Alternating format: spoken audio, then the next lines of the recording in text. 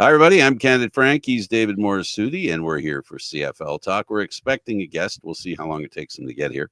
Rob Vanstone of the Riders. He is there. He is a reporter and a historian. He does both, a journalist and a historian. So we can talk about the history of the Riders in the Canadian Football League. You'll be well tuned towards that.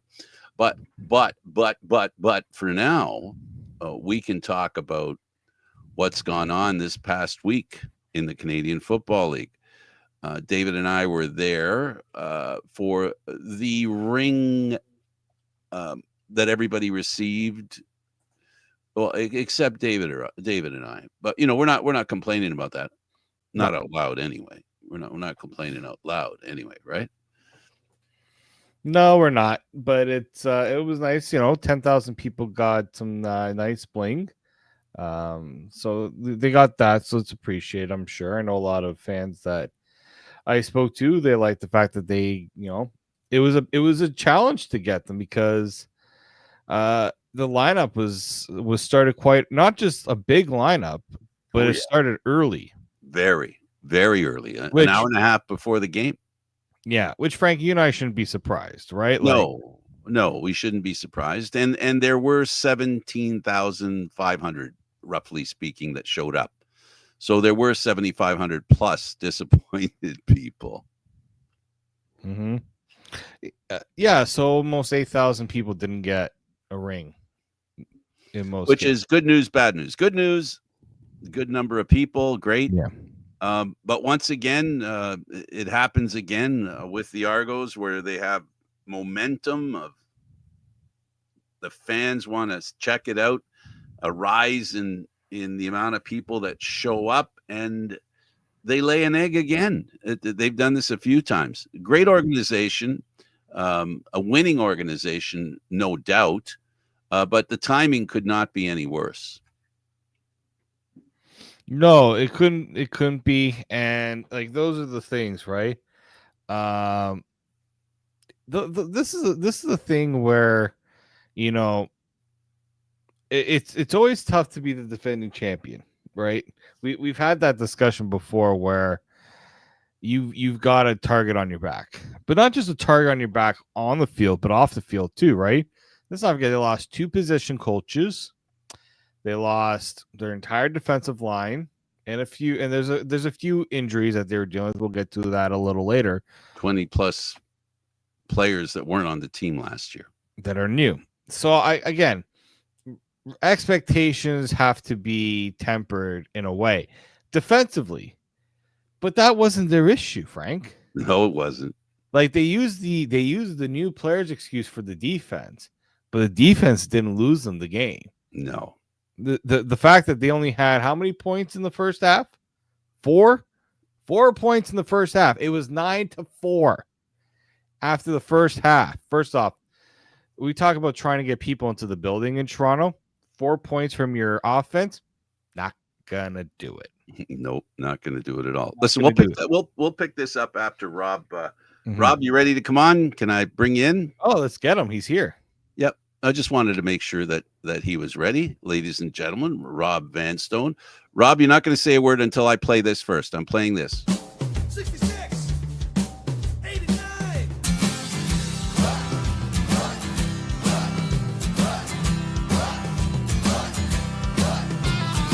Everywhere I go, people know this place.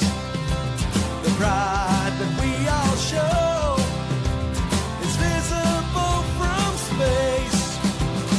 In these parts, it's always heard and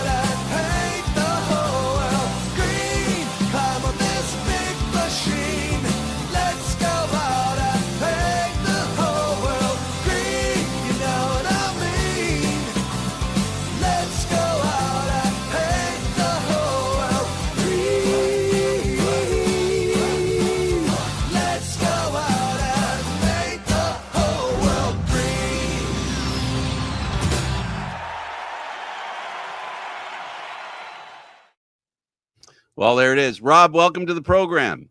Thanks so much, Frank. Hi, David. It's nice to see Taylor Field again. And, I was. I hadn't seen Chicken Man forever, and it was a reminder of what a terrific player Jason Armstead was. So nice to see those highlights. Yeah, I had the good fortune, truly the good fortune of coming to or going to Saskatchewan and Regina for the last game for the Argos before Taylor Field was abandoned. And I had a great time. I have tons of pictures of being on the field. I at the time I was half fan, half media person. The Argos told me right away after that, when I became more involved in the media side, that you really can't do the fan thing. I said, oh, well, anyway, we needed more media in 2012 than we needed. Well, maybe we need both. But anyway, there was zero media. So that's why I got involved in that, for goodness sake. So to make a long story short, I sat in the stands at Taylor Field, and I had my Argos stuff, and I had this horn I used to drag around with me. And I had them all screaming at me, Argos suck. And then I would yell back, because we win the cup. Of course, that didn't make them very happy, but they're real good natured about it. My point is that I had a lot of fun going there. To be in that town when it comes to the Canadian Football League. Rob, you work with the organization. First of all, give us a history of your connection with the Canadian Football League and of course, the Riders. Well, I can take you back. I can tell you a horn story about Toronto. My mom and I went to the 76 Grey Cup, and at the conclusion of that game, I had a green horn, which ended up being broken over my knee as a very upset 12-year-old. So I mean, my connection is lifelong. A lot of it had to do with my mom, as I alluded to. I mean, she and I went to the 76, 78, 79, 80, and 81 Grey Cup games together. She loved football and got me into it. I've told the story too many times, but she was at the Little Miracle of Taylor Field playoff game in 1963 when the Riders came back from a 26-point deficit in a 2-game total point series against Calgary. And I was at that game because she was pregnant. And so that's it. Good predates my arrival in 64, going to a Rider game in 63. And this is the 50th anniversary of my mom and I getting season or going to every game for the first time in 1975. And so I started working at the Regina Leader Post in 87, and I had this 87 full time. And I had this plan where I just wanted to go to the Rider games and not cover them. So it worked out pretty fortuitously early in my career because I was a hockey writer at the Leader Post, and it was I was working under the all-time Western Hockey League guru and genius named Greg Drinnan. And Greg, hockey was a big priority at the Leader Post, so it was perfect because I could go to Rider games as a season ticket holder and still have be preoccupied with covering sports. And then in 1996, I became the sports columnist at the Leader Post, and that pretty much ended not going to Rider games in a reportorial capacity. So here we are, almost 29 years after that. I left the newspaper on February 18th of 2023, and after a 2-day retirement, I started with the Riders on February 21st, 2023, and I've loved it. Now let me ask you. I guess is your mom still alive? No, my mom passed on December 11th, 2019, and one of the last things we did was reminisce about the Western Final in 1972 that we went to in Winnipeg. So she dug into her old photos and found some old photos that it was a few weeks before she died, and we found these pictures from our trip to Winnipeg in 72. It was a really nice football moment that I shared with her in the last weeks of her life. Yeah, my mother passed away September 3rd, but my grandmother, I used to sit on her lap. I used to sit on her lap during the broadcast. She loved sports, and she loved the Grey Cup because of the pomp. I said, no, why do you like football so much? She goes, it's a party. She thought it was a party. So yeah, so that's the thing. I think that's the underlying, the strongest bond for all the fans in the Canadian Football League is the party. And I think that's really important. So who did your mother go with after you got the job? My mom, my mom remarried after my dad died in 82, and she went with her her husband, her second husband, Alan. And Okay. Alan Mather went to games faithfully. She was with Alan when she met Doug Flutie at Taylor Field in July of 1997, and was so impressed by that late the following year she got a Yorkshire Terrier, and her dog was named Flutie. Wow. David, let's small and quick, like the quarterback, and also ageless. Little Flutie lived 19 and a half years. Let's talk about the history of the Riders, and Rob obviously has the opportunity to have some memories with the league overall. So let's key on that for now, and I'll start by asking about the stadium. It was really held in high regard, and it was almost a patchwork. You know, it really needed to be replaced. It hung in for a very long time, didn't it? It really did. George Reed joked at the time the new stadium was ready to open. He says they should have replaced the old stadium when he was playing. And I mean, if you look at the way it was done and all the different color schemes in the stands, a lot of it was because it was just, okay, let's add another 10 yards on here. Let's add another 10 yards here. Let's put an upper deck here. Let's put suites on top of the east stands. Let's put some seats in the end zone. It was, it started out, it was an amalgamation of two complexes known as Park Hughes and Park de Young. Eventually it was named it had the Park de Young label until Piffles Taylor passed away in 1947, and then in early September of 47 it was renamed Taylor Field, and it was expanded by say 500,000, 2,000 seats at a time, and it was really an interesting Lego project as it turned out, and then the major expansion was in 1979 when the upper deck was installed, and suddenly there were 5,000 plus new seats. That was wild. And I sat in the upper deck throughout basically the entire time that upper deck was constructed. I had a season ticket in section 204, row 14, seat 23.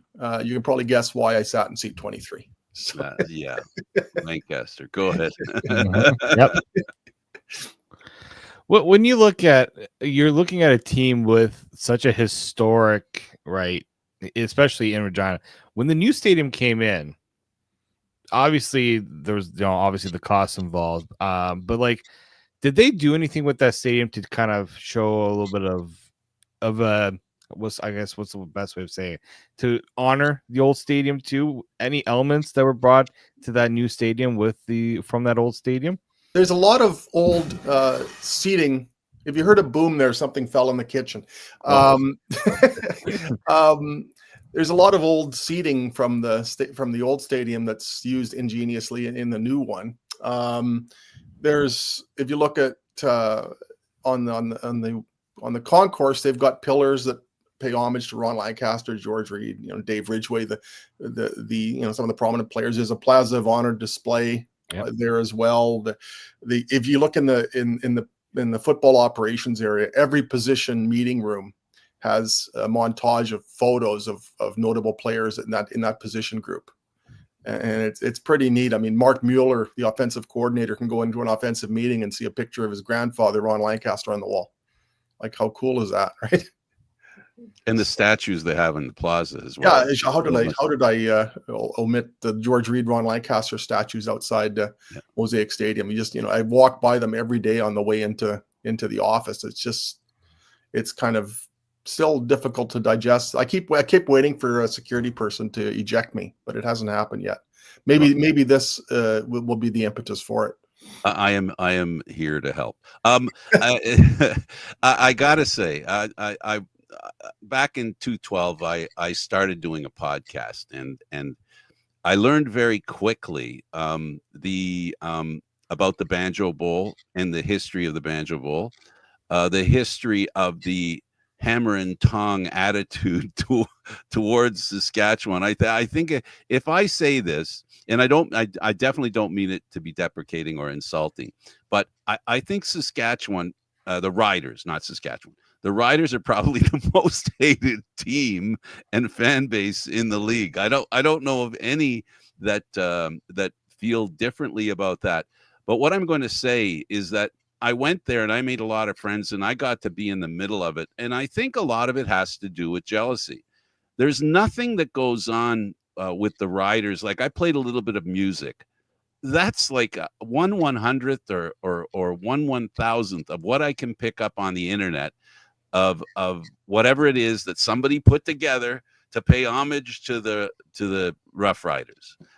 It's amazing. What's that like, being in that community? And I guess because it's something that you were bred into, you were born into, literally. What is it about it why is it Saskatchewan and Rider fans are so loyal to their team? Well, I mean, I think in a lot of other markets, including yours, there are other franchises, and in 7 of the 9 CFL markets, there's direct competition in that market from a National Hockey League team. And here, it's for the longest time, it was said that it was the only professional sport in the province. That has since changed with the Saskatchewan Rush Lacrosse, the national lacrosse team. But I mean, it has been the team in the province. It's the big team. And not only that, I think it defies logic that it still exists. If you look at the size of the province, I mean, there's barely 1 million people. I think there's 1.2 million. I mean, isn't that like Mississauga or Oakville? I'm not sure the population. Basically, sure. You could say that. So, I mean, and there's been times when its future has been imperiled. And so I think the fact that it's just such an improbability that this franchise has endured this long. And then for it to get to the point where it's the envy of the league in so many respects. That's just an amazing story. And it just, people really, I mean, it's just a matter of birthright. I mean, I didn't have a choice, with my mom being as ardent a fan as she was. I mean, you just pick it up. And I've always wondered what it's like to be a football fan in another market where it's just not automatically in your DNA necessarily. And that's not to disparage fans in other markets, because there's tremendous fans elsewhere, and I'm talking to some of them right now.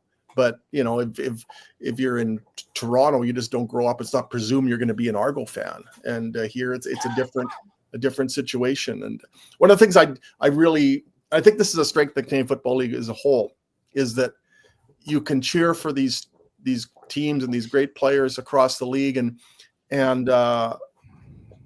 they can command television ratings that are tremendous, and the country still pretty much comes to a stop for the Grey Cup.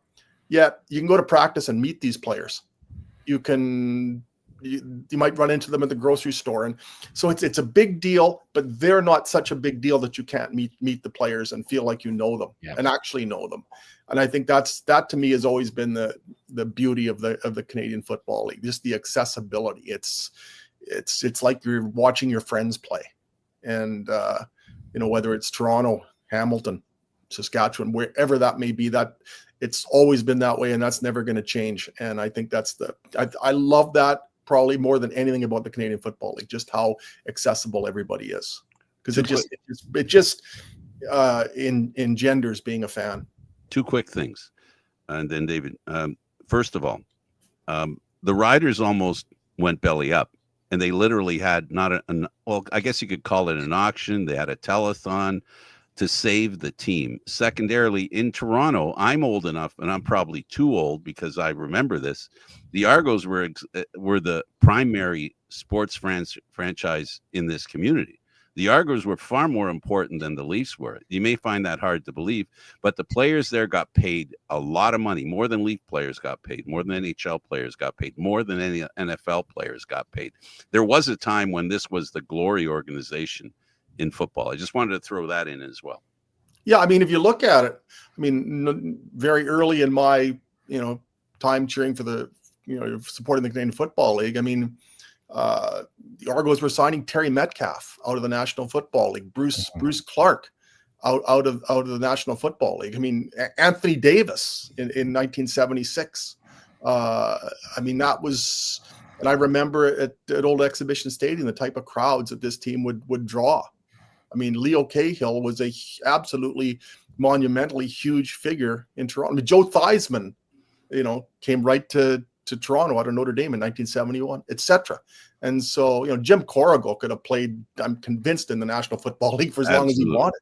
And that was a big deal. And there was such a disparity back then between the Argos getting 50,000 plus fans a game, and then the Roughriders doing everything they could to get 20 in Taylor Field. And I think it goes back to kind of that underdog mentality that I cited earlier. That maybe the improbability, you're in the same league with Montreal, Toronto, Vancouver, these exponentially bigger cities and bigger areas of the country than Saskatchewan and Regina, and yet you're right in there with them.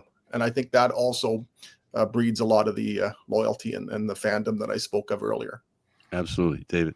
When you consider, and excuse my ignorance on this, but do Roughriders fans get to go to practice? Is practice open to fans? Yeah, there's one closed practice per week, okay. But it's most of the practices are open. Everything at training camp is open, and I've always found that so cool. I got to introduce my sister to a couple of players after a training camp intra-squad game earlier this year. And, Kean Schaefer-Baker spent probably an hour signing autographs after the game. I mean, it's a beautiful part of the league, and the practices are part of the allure. I remember riding my bike from high school to Taylor Field to watch practice after school.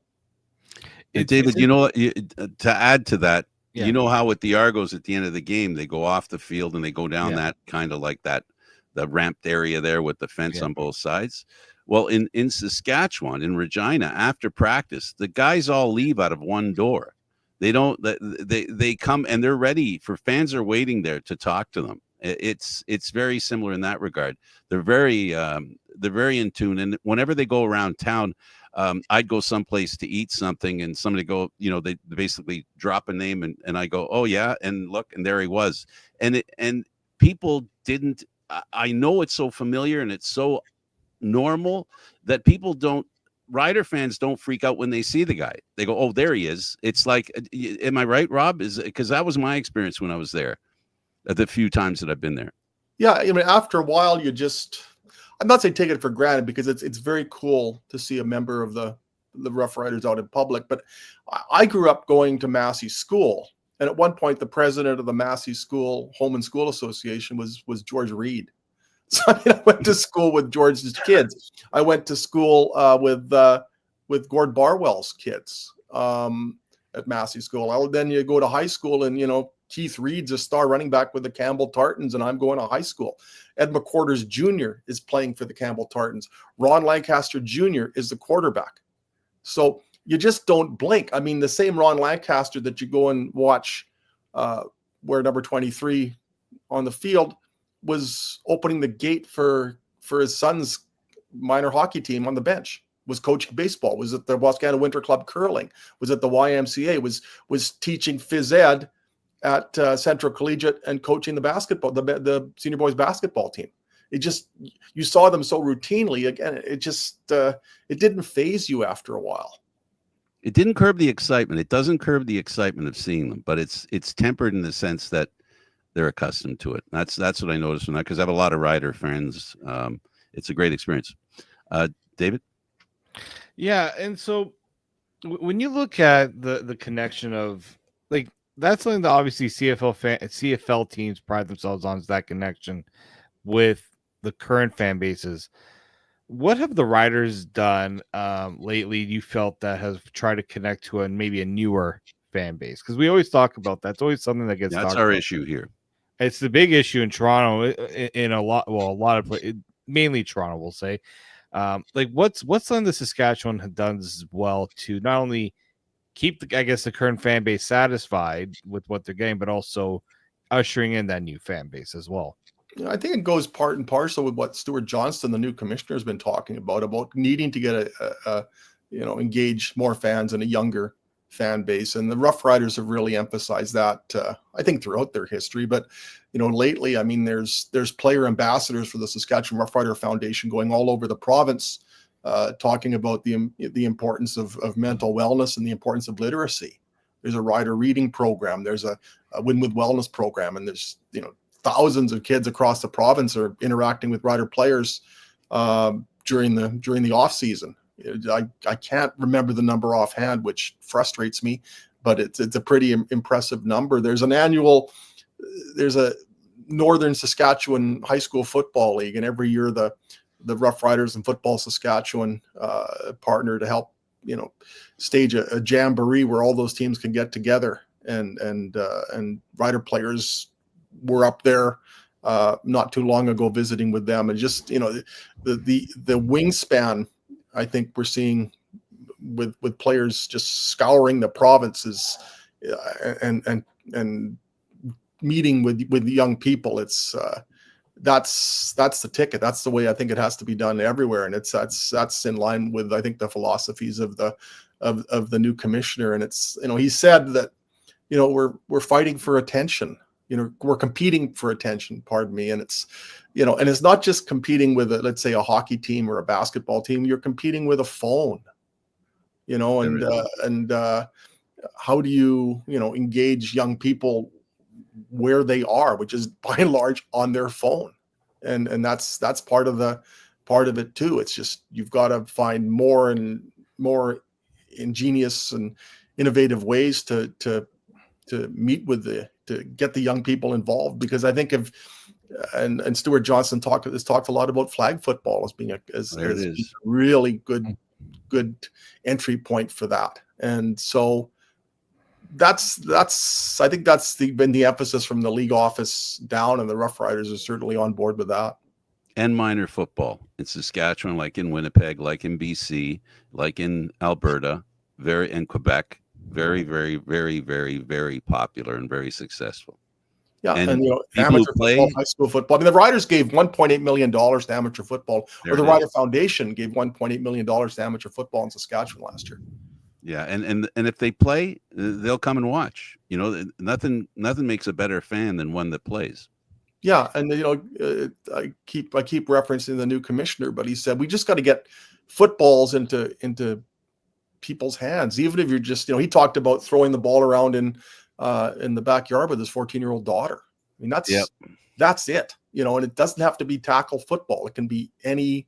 I mean, flag football is going to be in the Olympics. I mean, I think you're just seeing the sport as a whole take another step, and I think that's a really good opportunity for Canadian football. I think once flag football gets that kind of Olympic showcase, I think that in itself is going to energize a lot. I mean, look at the effect that the Raptors and Vince Carter have had on basketball interest. We're seeing the Vince Carter generation now, right?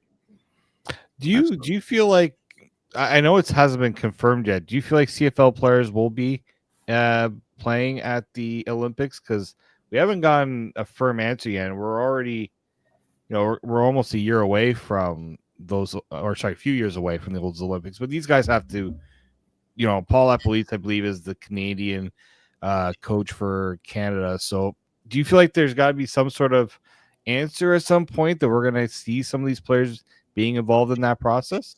Yeah, I've been pondering that one, and because it coincides with the regular season, how do you manage that? Yeah. And also, what is the Canadian? I mean, the National Football League. It's much more feasible for their players to do it, but a lot of their players are Canadians. So, where does the CFL players fit into that mosaic of players who will form Team Canada? That to me is part of the equation too. Is how is it going to be assembled? I don't know how you do it in a way that's fair to all teams in the CFL if players are going to relinquish top players for the Olympics, and you've also got ratio issues there too. I'd love to see it happen, but it's a logistical battle that I don't think the National Football League has to face in nearly the same scale.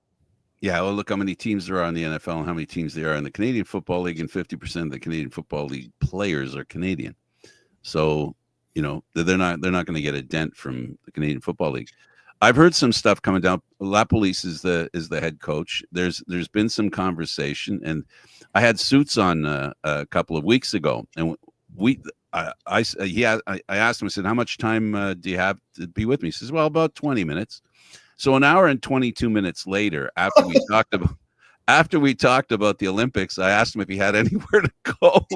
Zeus loves football, and I mean that complimentary. I mean to be complimentary in that regard. Glenn's great, right? And the love of football, and his biggest thing, and I think we've talked about it too, David. There's some good Canadian quarterbacks that if they could be released, it would be very interesting. Now the Kansas City quarterback said, "Nah, I don't think I'm going to do it." But it would be interesting to see a high-profile NFL quarterback up against a high-profile Canadian Football League quarterback. I would find that thrilling. I think that would be a real jam to enjoy. I think what we're going to see is the caliber of athletes is very comparable, and it's. I mean, I talked not too long ago about the type of athletes that the Toronto Argonauts were getting in the 1970s. I mean, they were outbidding the National Football League teams. But I mean, I think once you get past the initial, say, handful of players, I don't think that the difference in athletes is really that pronounced. I think there's a lot of players in the Canadian Football League who could play in the National Football League if given the opportunity. And I mentioned Jim Corrigal earlier, going way back. But I just sometimes there's the measurables that are a little bit different, and if you're not 6'2", if you're not a certain height, it can make it more challenging. But there's every bit I think an equivalent amount of skill. David, one more question about. I mean, these guys are playing for the love of the game. Absolutely. I mean, in what other professional league of this scale are some of the fans making more than some of the players? Absolutely. Yeah. And that's one other thing, Rob, is does maybe having CFL players featuring in a tournament or a competition like this maybe not only add a little bit of credibility to the CFL. I think the CFL has credibility, obviously, as a professional league, but also to the people who don't maybe understand the type of talent that is in Canada, not just in the CFL, but in the NFL as well. Yeah, I mean, it would be a tremendous showcase, and I think people would really be. I think it would open some eyes from people who maybe just don't pay that much attention to it, and because during the Olympics, you're watching sports that you wouldn't ordinarily watch otherwise, because there's that Olympic label. I think it commands an audience that is unfathomable if you split all those sports into world championships a la carte. So, I mean, I think there's huge advantages to be gained, huge opportunities to be gained by being part of it. I just don't know how you do it logistically, and I'm sure there's a lot of people wrestling with that one, hoping to find a solution that's fair to all. Because it's concurrent with the regular season, how do you do it? Yeah. Well, clearly we're in a wait and see mode, David. Let's move on to the Riders today, Rob. Let's talk about the Riders today. Go ahead, David. Yeah, I mean, obviously, 2-0 start. It's hard to not be happy with how things have gone. But it's not just it's not the fact they are 2-0, but it's how they're winning these games. There seems to be a really nice balance. The defense has looked very sharp, but also the offense. It had to deal with an injury to Ouellette to start, but it seems to be all chugging along pretty nicely, and Corey Mace must feel pretty good right now in his position. Yeah, I mean, he's acknowledged that there's some things that need to be fixed, and coaches will always emphasize that. I remember when Ken Austin coached the Roughriders in 2007, he was often more critical of the team after victories than of losses. He didn't want any complacency to set in. So you'd talk to him about a pretty decisive victory, and he'd say, "Well, we left that play out there. We left that play out there." And I don't think you're ever going to have a coach say, we've attained perfection. But Corey Mace is pretty honest and pretty realistic about where this team is right now, and there were some opportunities to I think win more lopsidedly against Hamilton, and the Roughriders weren't able to get into the end zone until well into the second quarter. So there's some bugs that they would like to iron out. But I think if you look at it contextually, and when you consider the amount of injuries this team has weathered so early in the season. I mean, the offensive line in particular, and Kean Schaefer-Baker being out for a significant period now. I think when you look at what this team's been able to do over the first 2 games, considering some of the forms of adversity it has faced, I think that's very impressive. And I know Corey Mace wants more, but I think that's the nature of coaching, and that's the nature of pushing your players. Yeah, he certainly seems to know. That was something we noticed in Toronto. He knew which buttons to press, how to. He's it feels like a good motivator of guys. He knows what to say and when not to say certain things. I think he was born to do this. I mean, he just, even from the first training camp in 2024 here, it's like it felt like he'd been doing it for 20 years, which would have made him 18 at the time when he started. I mean, he just seemed to me to be such a natural, and he's got that innate touch of being a player's coach, yet being able to, discipline them when it needs to be done. He doesn't. They know that there's a certain limit. I mean, things like undisciplined penalties and that. I mean, he will stop practice. He will stop training camp and make them run, or in one case, send everybody to the dressing room for a discussion. And, and those are things that you might think, okay, that's a real taskmaster of a coach, but he's also a player's coach. It's really an interesting balance. And he's been such, I think, a draw for players to come here, because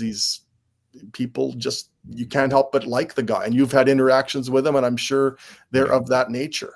He's just an absolute natural, and the players love him. The community loves him, and he's just getting started as a head coach. I can't imagine. I hope I live long enough to see the culmination of his head coaching career, because I just think that's a Hall of Famer.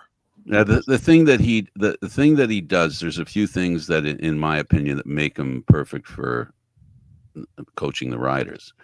He's wanted to coach the Riders. He didn't get chased into the position. He was looking for that position. He's a born and bred person in that community. He's around there. He grew up being a fan. He grew up being a player. He knows from where he speaks when it comes to the community. He knows, he wears his heart on his sleeve a little bit, not that much. But the biggest quality that I like about him, and David, give your opinion on this, he's accountable. And in turn, his accountability is like it casts a giant shadow over the rest of the team, and I think that's his superpower. Where he doesn't he's not a dictator. He's a leader, and I think that's why, Rob, you're saying that he was made to do this. Yeah, and he does. I mean, if there's an aspect of his strategy that he doesn't like, he will point it out after a game or during the week, and I alluded earlier to Greg Drinnan, the guru of Western Hockey League and major junior hockey reporters. And I worked under Greg for a number of years. It was an honor. He was the sports editor or general leader Post. And I think one of the many reasons I respected him so much is because you knew that he was working. You had to work a long, long day to work as hard as Greg Drinnan. He was your leader, but he was so invested and would put so much of it into it that I think it inspired you and it motivated you. And I think you see that with Corey Mace as well. He's just there's not an ounce of phoniness about him. He is as genuine as you can get, and he just works so hard. And I worked for a leader like that at the appropriately named leader post, and you see it as now as an employee of the organization, and you just talk to the players, and it just reminds me of what it was like in chapter 1 of my career, working for somebody who inspired me that much, and someone I basically idolized, still do. When you look at the current, I guess the current staff that Corey Mace has had put together. There's obviously some notable names on the list here, but last season there was some question marks of whether the staff and even Corey himself, like with some of the decisions that were made at Creed times during games, Do you feel like the Riders needed to go through that? I know that it's tough to be patient because that fan base has been looking to get to that Grey Cup game once again. But do you feel like that coaching staff needed to go through some of those growing pains last season and hopefully puts them in a better position this time around this year? Yeah, I didn't see a lot of circumstances where you looked at it and thought, okay, that's a novice coaching staff. That's a staff that needs to kind of, work its way through some things. I mean, Corey Mace came in and they won their first 4 games. And in the 5th game, in the 3rd game, Trevor Harris was injured. And if they were within, I think, basically an untimely gust of wind from finishing first in the West Division last year under a first-year head coach. I think, Corey Mace again holds himself very, very accountable for everything, and I'm sure he will say he's a better coach today than he was a year ago. I'm sure he'd say he's a better coach today than he was yesterday because it's ever evolving. But I never got the feeling last year that this was a coaching staff that was trying to find its way. Corey Mace is also the defensive coordinator here, and you in Toronto can attest very well to the results that he got there. Mark Mueller, Ron Lancaster's grandson, is an absolute natural as the offensive coordinator, and he was on the Calgary Stampeders staff for a decade before coming here, and he's still only 36 years old. So in some case, I think the experience belies their years. Corey's 39 years old, but he carries himself like he's much more seasoned in terms of coaching. I think the same can apply for a lot of the younger coaches here. Rob, again, not to get into history, but just to. I'm a historian. Feel free. I get that. Not to get into history, but to use history as sort of a backdrop for the way the younger coach wave that has hit the Canadian Football League in the past few years. Speak to that. Yeah, I mean, you look around and you're seeing it, and I think you're seeing it at other levels. Look at the National Football League, and it used to be when I was growing up, there weren't many head coaches under 50, and now you look at some of the young coaches in the National Football League. You look at some of the young coaches in the Canadian Football League. They're just the staffs and the innovation and the energy that they all bring, and yet there's ample room for experience as well, and there's certainly enough of that. But I think the days of serving a 30-year apprenticeship as an assistant coach before becoming a head coach are long gone. Is it a function of? Do you think it's a function of the cap, or it was going to happen anyway? The management cap, I'm referring to. I think it was evolving that way. I think, I think the athletes, it's helpful in this day and age for the athletes to be able to relate to the coaches and vice versa. And when there's not a massive age gap, I think that really helps. Corey Mace is not that much older than the starting quarterback here. The starting quarterback is 2 years older than the offensive coordinator. So, it's more like they're peers. And I think that's, and it's not at the expense of knowledge. They know the game. They know what they're doing, and it's advantageous for the younger coaches to have a real good rapport with the players. And it's not an absolute prerequisite. I mean, I look at when the late Ken Miller was here as a head coach, and he was hired as the head coach well into his 60s and coached here when he was 70, and the players absolutely loved him. He was like a grandfather to them. So the older coaches, it doesn't mean they can't relate to the players, but I think in this day and age, I think it's beneficial to not have the decades of distance between players and the coach. I may be overemphasizing this, but technology also has made into football has taken a few steps, and I think the younger coaches are more capable of massaging that information and those tools a little better than the older coaches and football people. Yeah, and I don't coming from an old guy. Side of it, but coming from an old guy. Well, it took me a minute or two to find my way onto this link because I'm 61. So I can certainly attest to that. And how many times I get a younger person to help me figure out how to link my new wireless headphones to my iPhone, et cetera, et cetera, et cetera. I think my godson came out of the crib and was playing video games. Like they just automatically know how to, how there's like dogs automatically know how to swim. Like young people know how to work an iPhone. It's just, you're born with it. Right. And I think there'll always be a place for the experienced coach. And you still see a healthy representation of that demographic as well. But it'd be really interesting to see what the average age of the head coaches are or is in the Canadian Football League and National Football League now compared to what it was in the 70s. Oh yeah. Well, I'm sure. I mean, technology innovations have always been kind of the forefront with a lot of things that have come up, especially in football. Like I didn't realize how much like teams have really put in towards analytics, right? Ooh.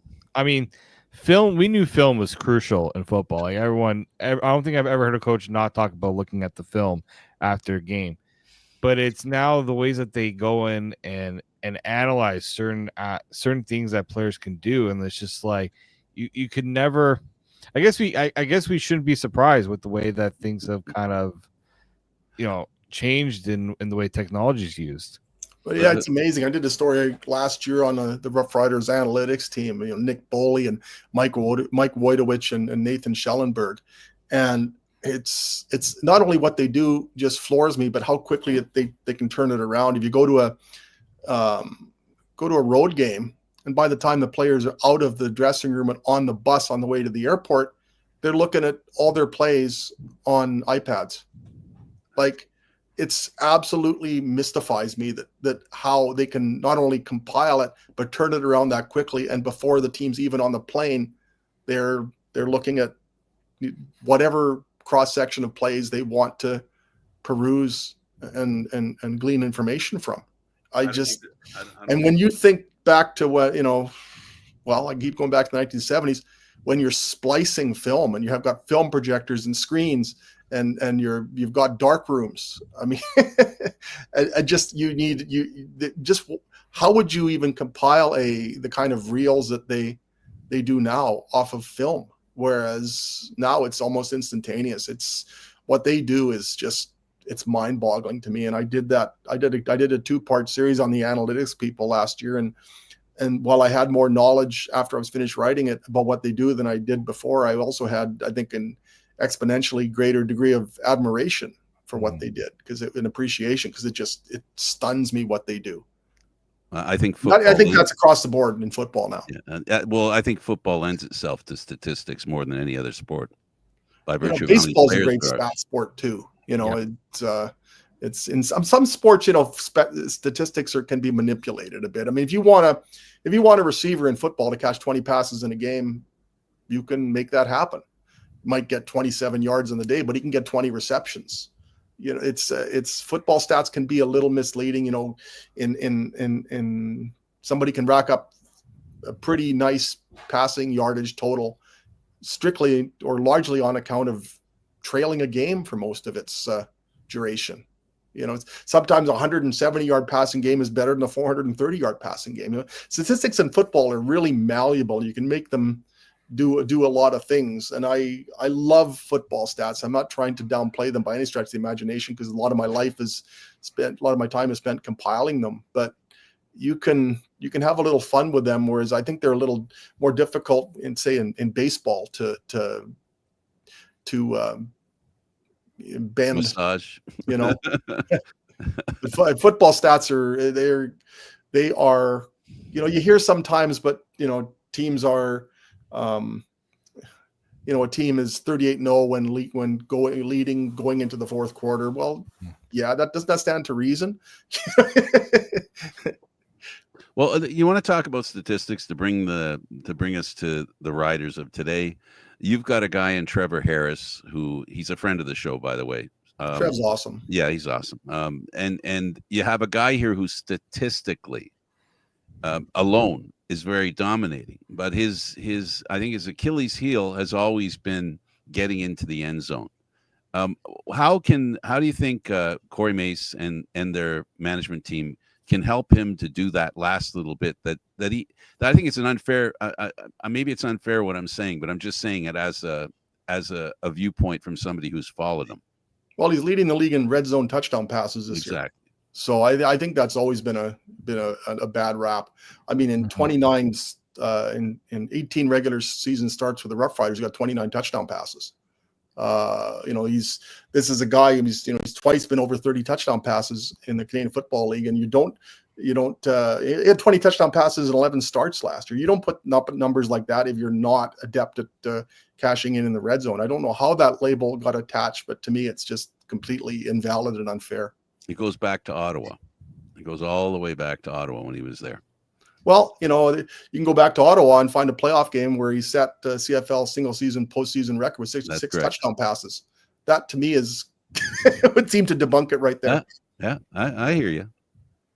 Do you feel like when you look at this Riders team right now, with the way that Trevor has started the season, that there's a real opportunity here.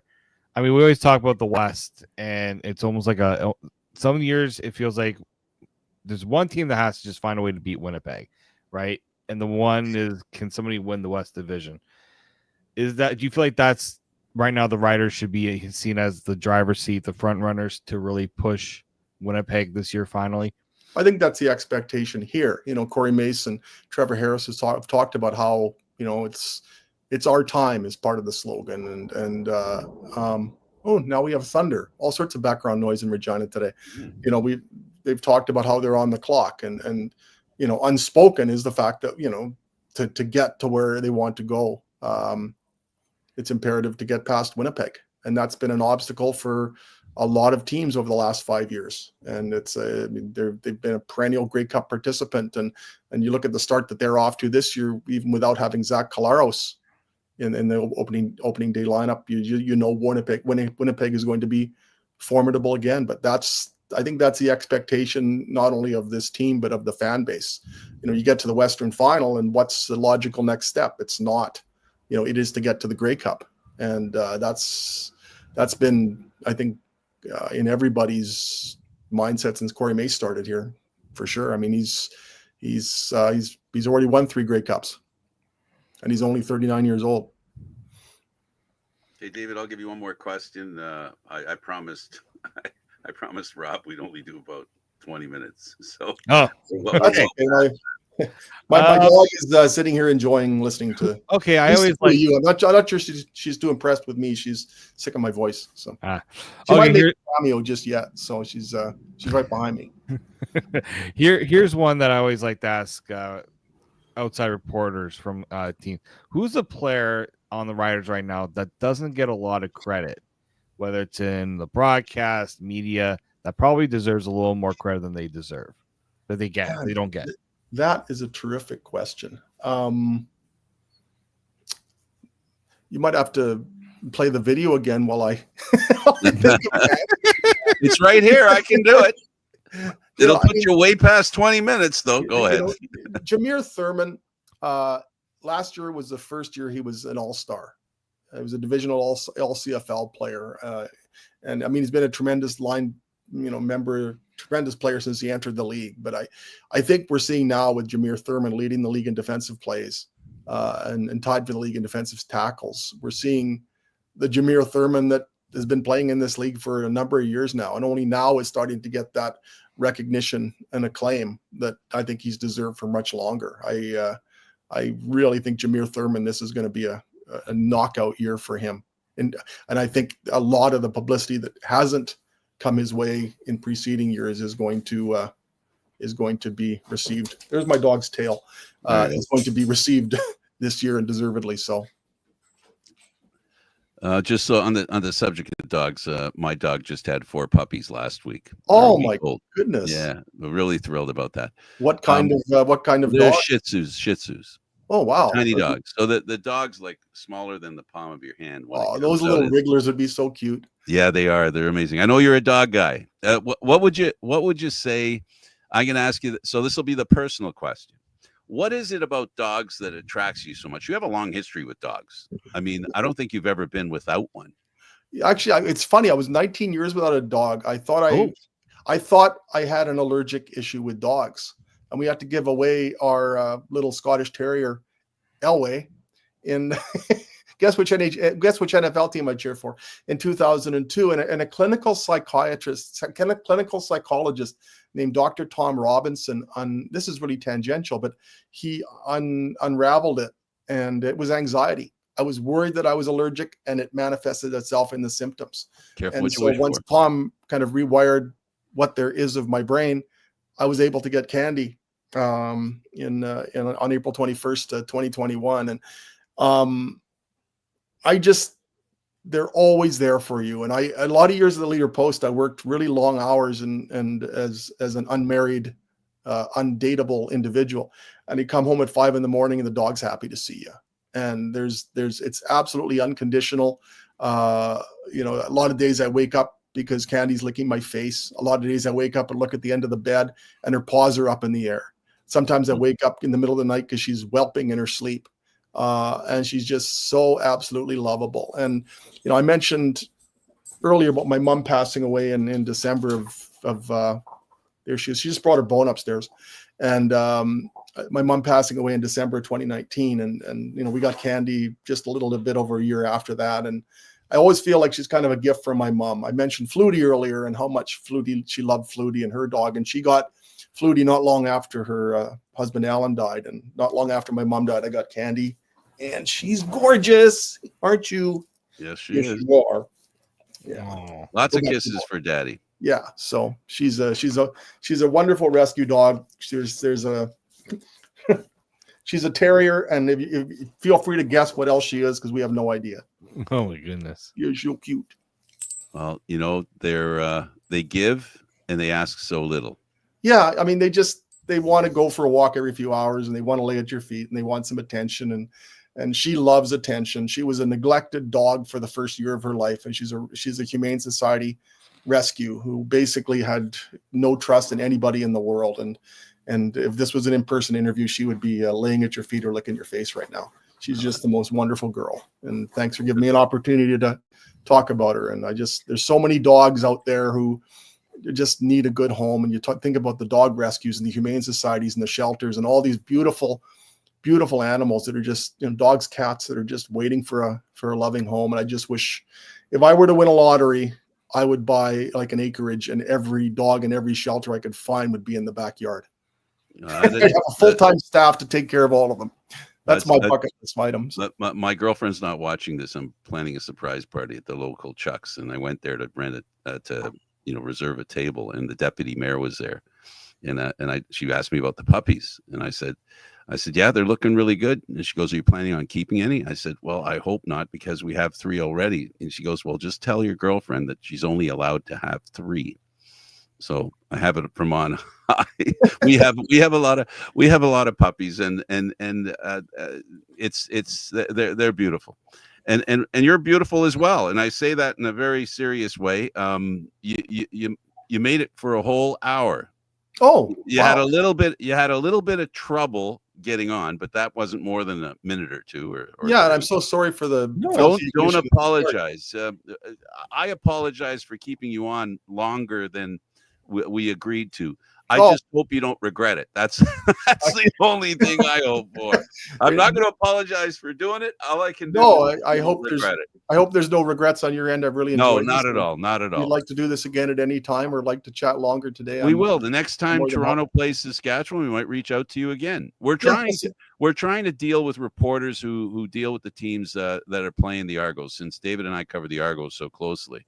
And you were an interesting, because last night I was up till 1 o'clock looking at all these. I couldn't decide which video to play on your behalf because of the Riders. There are so many. There are a couple that I can't find anymore, but they're on one of my computers. I got to find them. I have a lot of the funny commercials that were from back in the 70s. Canadian Football League players are tougher than, no. There's so many things that in Canadian football that really it makes things basic. And instead of instead of the NFL getting closer completely, they've taken some right turns, like the kickoffs. I mean, I don't know how you can watch the NFL after watching the Canadian Football League and watching the ball get run back. I'm amazed at how the NFL has decided kick returns are no good. Yeah, that one really surprises me. There's got to be and there's other various leagues have tried things. The CFL's game is pretty much as it has been, and they looked at it for a year and concluded there wasn't any difference in injuries. There wasn't a greater proportion of injuries on kickoff returns, kickoff situations than there was in other situations. Maybe the larger field is beneficial there. There's more room to roam, whereas you're more boxed in the National Football League, and maybe that skews the numbers a bit down there. But we haven't seen that up here, and I would hate to see a league where I couldn't watch Janarian Grant take off, where we couldn't have watched pinball, where you couldn't watch Mario Alford. You've had the benefit of watching him in Toronto. You got a pretty good guy there right now that you brought in to replace Ouellette, and Ouellette played. Yes, got a pretty good guy there. Yeah, rather tremendous. But I just keep going. And the Argos have had so many amazing ones. Absolutely. Bashir Livingston. I mean, it's. I'm glad the rules are what they are here, and I like the fact there's no fair catch. Yes, absolutely. The kicking game is and the missed field goal return. I mean, every now and then you'll see one in the National Football League, but it's a rarity. But you look at how a missed field goal return can change a game up here, and there are those opportunities. The special teams, there's just so many more possibilities up here. And I'm not saying that to in any way disparage football south of the border, because I already spoke of my allegiance to the Denver Broncos and cheer for the Clemson Tigers because Joey Walters played there. But I love football of all descriptions, and I'm just so glad that I get to love it here. I can't think of anywhere else I'd rather be as one who loves football than in Saskatchewan and in Canada. We'll do a tease. I don't want to talk about it because it'll be another 15, 20 minutes, but we'll do a tease. For the next time Rob Vanstone comes, we're going to talk about the Rouge. And I will speak up steadfastly in its defense. When he comes back, we'll talk about that one. Rob, I really appreciate you being. David, we'll take a couple of minutes just to tie up all the games and stuff. We'll do all that. We're running a little late, but it doesn't matter. We can go as long as we want.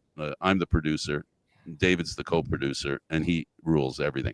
So I really appreciate you doing this, Rob. I want to thank the Riders for allowing you to do this as well. Thank you so much. And let people know how much we love the Riders here. No, don't let them. I'll tell them I love the Riders. Never mind everybody else. I really enjoy coming to Saskatchewan. The Grey Cup there was amazing. It was a wonderful experience. The people there are really great. They're diehard football fans, but more than football fans, it's like you said, it's in their blood, and it's all day. They're all day football fans. There's no distraction away from football. I should point out too that my wife Christula grew up in Toronto, and was and will always have was an Argo fan. Will always have a soft spot for them. And one of the first things I did when I had the opportunity when we were dating was get Pinball Clemens to autograph a jersey for her. And I mentioned earlier, my Rough Rider loving mom had a dog named Flutie. There you go. So there you go. It all comes around. What goes around comes around. It's football. We're a family, and nothing says Canadiana more than a Grey Cup game and all those different uniforms everywhere.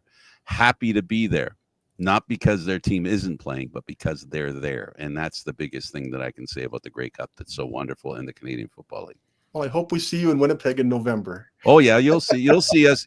You'll see us in Winnipeg, and the experience going to British Columbia was fun. I'd never been there, so it was my first time in Vancouver. Really? And wow. Yeah, absolutely. And David and I are in the airplane, and it's raining. So I guess it's true. It rains a lot here. We landed. It was raining. We went to the course where the league sends you, and they give you the little care package they give you. And inside was an umbrella. I said to David before we got there, I said, wouldn't it be funny if there was an umbrella in there? And there sure enough was an umbrella in the gift bag. Yep. Man, well, Riders won their first Grey Cup in Vancouver, and when they were introducing the players before the game. It was a slippery field, and Jack Abanchan came out to be introduced and wiped out the slippery field, Vancouver. I was at the Sky Dome for the first Grey Cup in 1987. That may mean something to Rider fans. That was that was 89. 89. Sorry, Yeah. You're right. My bad. I was at that game. I was there strictly as a fan, sitting in the 500 level, and I'd never seen a video board quite like the one at Sky Dome, now the Rogers Center. And I was sitting right across from the video board. And I remember I got there so early, and I remember being transfixed by that video board. It's like, this is really cool. And that's one of the coolest games I've ever been to. It really was. It was an amazing, one of the most memorable games where a field goal can make a difference. I'll take up a little bit more of your time if I may. It tells you, I think it really tells you about that game. My wife and I went to New York, and a friend of mine worked for the New York Times, and he gave us a tour and allowed us to sit on the daily story meeting. And as soon as he mentioned that we're from Saskatchewan, one of the editors of the New York Times, a great guy by the name of Bruce Wakelam, interjected and said, 1989 Grey Cup, Saskatchewan 43, Hamilton 40, best football game ever played. In the New York Times editorial room, the 89 Grey Cup was mentioned as being a classic. That's amazing. And it fit. All right, I'm going to give you the last word, David, because I'm looking forward to seeing how this game goes this week. That's the big one. See how the Roughriders, the Argos are going to be able to hit a pretty good Roughriders team. Yep. It's going to be fun. Can hardly wait. And are you coming to Toronto for it, or no? I'm staying here with my wife and my dog and enjoying time with my girls. And we'll be watching very intently on your Friday. radio guys need a stringer here. David was telling me they need a stringer here, an audio stringer. Well, Jamie Nye is looking for one. Yeah, he's looking for a stringer. So anybody out there that is able to go into the Rider dressing room locker to ask some questions, you can be heard in Regina. I will ponder this and pass along any suggestions I can conceive of to Jamie. I told David I'd do it just for fun. I go to every interview with the Argos.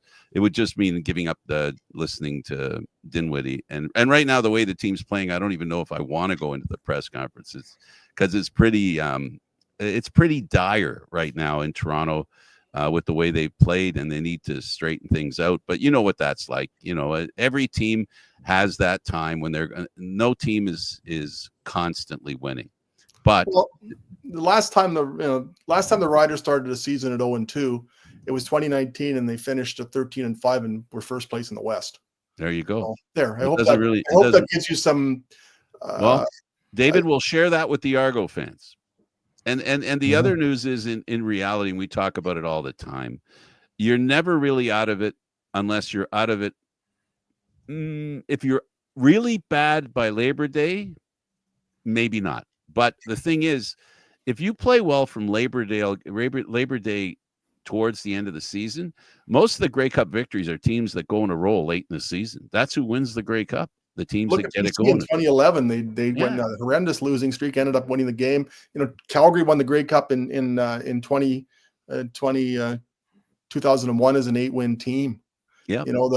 The 1970 Grey Cup, the Riders were 14-2, didn't get to the Grey Cup, and Calgary with 9 wins lost to Montreal, and Montreal was barely over 500. Exactly. The Riders the 16-2 Argos didn't make it to the Grey Cup. That's the 16-2 Edmonton team didn't make it to the Grey Cup because a 9-9 Rider team beat them and then beat a 12-6 Hamilton team to get there. That's Ron Lancaster always used to say, just want to get into the playoffs. That's it. Not that the goals weren't much higher, but get into the playoffs, give yourselves a chance. And that's, I think that rings true as much today as it did when Ronnie said it. The most games you have to win is 3. If you finish first, you only have to win 2. So it's not much of a streak that you got to execute. No, it just and that's everything I love about football. I mean, even in the regular season, every game is so important. 162 games in baseball. 82 games in the National Hockey League, National Basketball Association. Each regular season game is a little more than 5% of your schedule. That's massive. It's not to say you can't recover from losing a few 5%ers earlier, as I mentioned, but there's just a magnitude to a football game. And, Frank Sinatra used to say, you always leave them wanting a little bit more. Yep. And that's, I think, one of the things I like about football as well is that we only get, there's 2 preseason games, 18 regular season games, up to 3 playoff games. So that's at most we get 23 opportunities to enjoy watching our favorite team every year. We don't get, there's fewer games in a CFL regular season in total than one National Hockey League team plays. So, but boy, are they events when they do get played. And that's another thing I love about football. Yep. We're fortunate to cover this league, and it's a pleasure to do it. And the CFL's always been kind to us. And I know the teams are very kind to us as well. So let Ariel know that I really appreciate the opportunity to talk to you. And all the best. Yep. Same to you. Thank you so much for your time today. And thanks for mentioning Ariel Zur. She's an absolutely amazing person. She absolutely is. She's the media person, media Director contact of Communications. Director of Communications to be exact. Yeah, just so you know out there who she is. Okay, so thanks for doing this, and we'll see you hopefully soon. Absolutely, and thank you from Candy as well. She enjoyed her cameo. Candy, you're welcome anytime. Take care. Thanks for your time today. You're welcome. All right.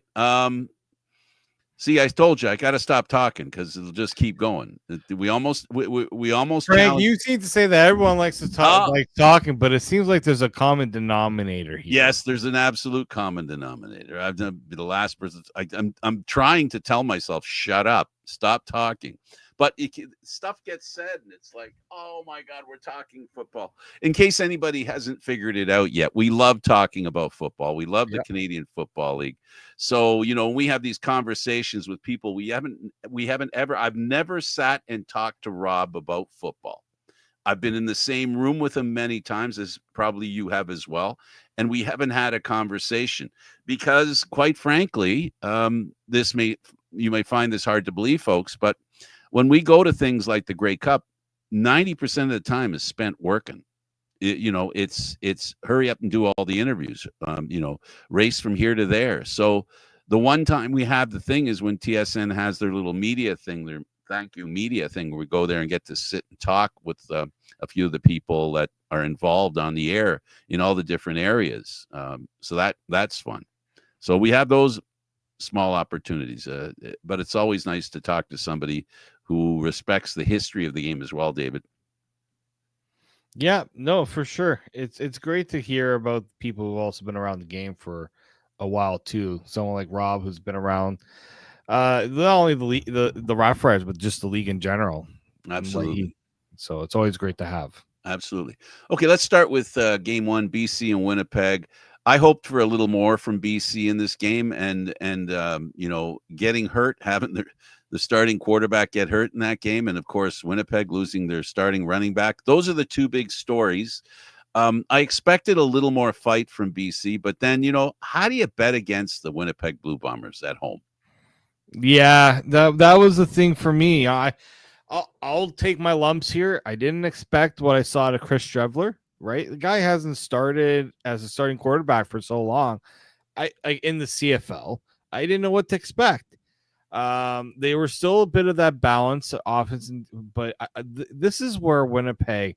Every time people want to say, "Oh, they lost this guy, they lost that guy," Brady Oliveira, their best player, their most important player, gets hurt, and the guy behind him looked like Brady Oliveira. He sure did. I'm sure that there are fans out there that are going, it's just not fair. And that's what a good organization does.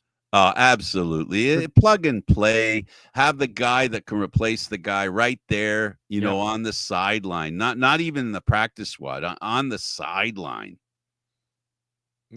On the sideline, waiting for his turn. it's that's why I think, like, when you look at it, like, why a team like BC has been in this for so long, has been as good as they have been. It's this reason.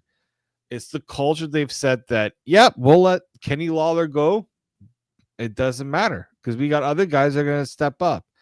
And so, like, I give them a lot of credit for how they played. BC. Yeah, very disappointing just because you had now again the Nathan Rourke stuff. Ugh. We're having a hard week to week. He's week to week. So don't want to. Yeah, he's week to week, but it's not good. Like, that's when you hear week to week, that's not a good thing. The CFL's got a real problem right now with quarterbacks taking a lot of hits. Yeah, a lot of hits. And so, you know, Rourke is one, Drew Brown's another. Even Nick Arbuckle got banged up quite a bit. Like, this is going to be a serious issue as the year goes along if they can't find a way to protect these quarterbacks. Even Vernon Adams Jr. got hit quite. He got clocked. They both got clocked in that game. But I think if you're BC, you're a little concerned. Look, Mazzoli, we know what he has done throughout his career. He's going to have to find a way to will this offense together if Rourke is out for quite a while, because that's the type of injury there that could see a team like BC being a good contender for a playoff spot to now having to survive without their top quarterback and hope that they don't fall too far out of a playoff race if they can't withstand that loss. Okay, you first. Montreal 39, Ottawa 18. What did you glean from that game? Montreal's good. I mean, like, it should be surprising. I said Montreal. It was like, we need to see more out of Davis Alexander to know for sure. Yeah, they've got, but we knew they were going to be good because the continuity on offense, right? Tyson Philpott coming back was only going to help, right? They got so many different guys that get the job done. But again, Ottawa, it's like, why did you get William Stanback if you're going to rush him 7 times in a game? I don't know if are they waiting for an invitation? You know what I mean? Like, are they waiting for an invitation for the other team? Okay, go ahead, run your guy. No, they don't seem to have any packages, and they're not like. The thing about the run game is something, and we talked about Brady Oliveira earlier and his replacement.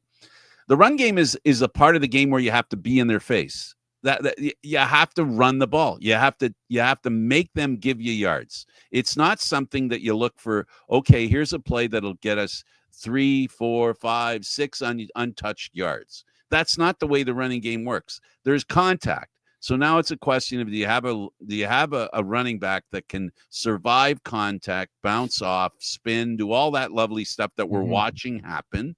And Ottawa right now hasn't given I don't think they've given their running backs a chance to give them an opportunity to look good. No. I don't think they've done that. I don't think it's the running back's fault.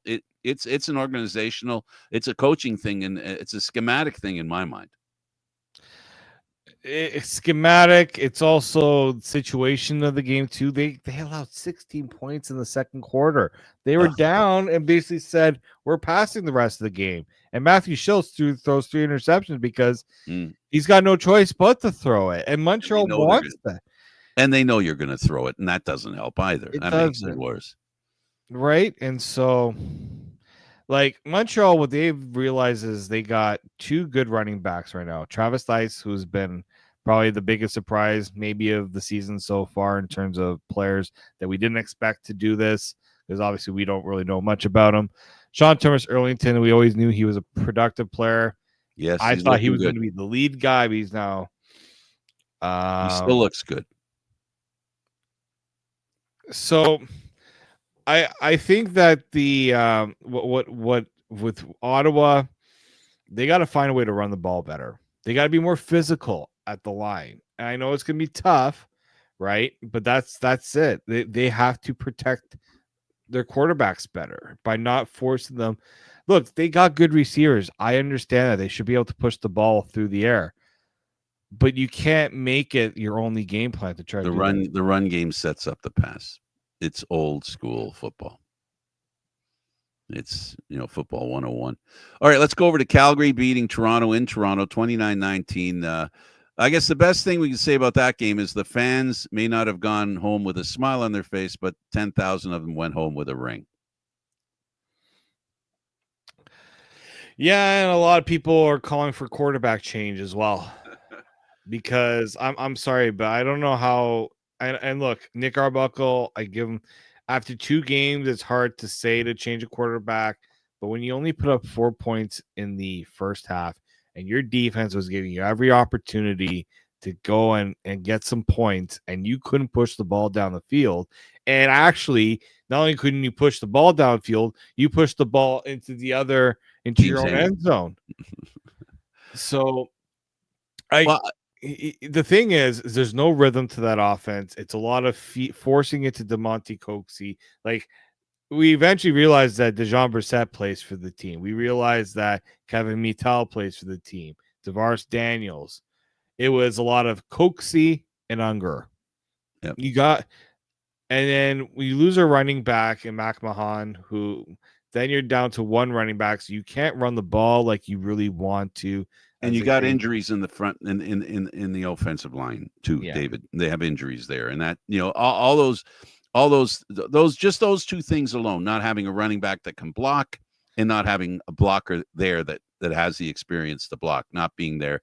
I think that casts a bit of a dark shadow on the quarterback. I think I don't mean to make excuses for Arbuckle because he doesn't need them, but the fact is, this team needs a healthy front line. They needed a running game. They don't have much of that. And ironically, Saskatchewan brings in their old running back and doesn't even need him. Mm-hmm. Yeah, it's Saskatchewan has figured out. Well, it's also because you got Trevor Harris is a good quarterback. Let's not forget. So you got Trevor Harris. You're going to be a good team, right? When he's injured, not looking as good. But I think with Saskatchewan, there's still, you got to watch. There's still little blips. Like Lawher had a few misses there. I like I like the makeup of their team. We'll see.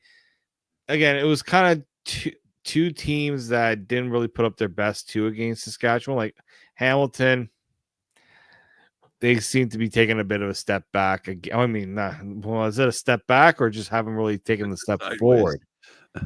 Right? It's not backwards. I think it's just they're not going forwards enough. Yeah, they're sideways. Things are going sideways for them, and that's too bad. Defensively, it's still now again. This is a new defense with some new players. So you think, okay, you got it. I think we anticipated, David. We anticipated a problem with the defense. The offense was supposed to be something that, okay, well, they're mostly there already. And it didn't work out that way. Mm-hmm. Yeah, it is what it is. All right, and Saskatchewan, they beat Hamilton. We've got 3 teams in the East are 0-2 and one's 2-0. So we've got a battle for last place. I mean, right now, Hamilton, Saskatchewan's a tough opponent, just like Montreal's a tough opponent. And we're learning that Calgary's a tough opponent. But the problem with the Eastern Division teams that we're talking about that are 0-2, they've got to show a little more. And Hamilton, I expected more from them offensively, not to score points, but to help defensively. You know what I mean? Like flipping the field a little more than they did in that game. They weren't doing that. They weren't advancing the ball as much as they could or should have. I'll say this: the West looks a lot better than the East right now. Oh yeah, big time. But I think that's the big problem right now for Hamilton is they were supposed to go into the season with a better defense, and they have allowed the second most points behind Ottawa, which that's not a good thing for Ottawa either. Absolutely. I think the only saving grace for Ottawa and Hamilton is obviously that Toronto is struggling, and that offense. Toronto's got 29 points through 2 games, guys. Yep. That's abysmal. Not good, right? And Kelly doesn't look. Kelly is the Yeah, answer, I but the answer to that question, there's no timeline that says he's coming. They're saying he's week to week. He's a week away. That's what the coach said. How realistic is that? I don't know. You go to practice, you see if he's there. If he's not there, and his ankle can't take practice, you sure can't expect him the following game to be on the field playing. yeah. Yeah, he's not able to run, like evade.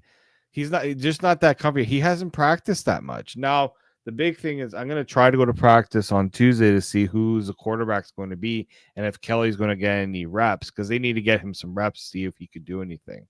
Dogie, the coach wasn't getting off the Arbuckle train.